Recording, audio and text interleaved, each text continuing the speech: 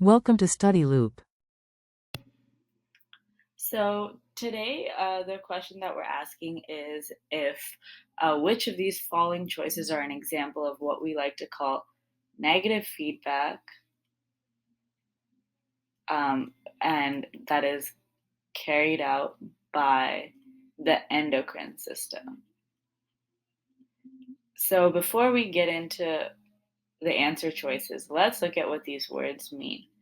So negative feedback is a type of loop in which the animal is trying to maintain a certain level or within certain parameters. So to make sure things are not too high or not too low, but stay at the same point. So if it gets too, for example, if a temperature of an organism gets too hot, then the loop makes it cool down. If it gets too cold, then it makes it heat up. So it stays within certain parameters. So this is a negative feedback loop. Um, if we look at an endocrine system, this is where hormones and chemicals are released by the body to regulate internal processes. And so that's typically what the endocrine system is in charge of. So if we look at the answer choices, only the first three are types of loops. So only A, B, and C are types of loops.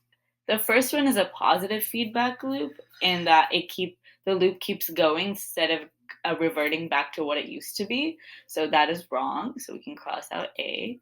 If we take a look at B and C, these are both.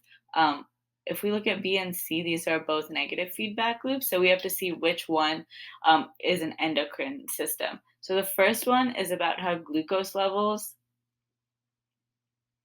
are modified after meals by insulin, and the second and C is about when there's a behavior change because of the air, the atmosphere around when someone is in high altitudes.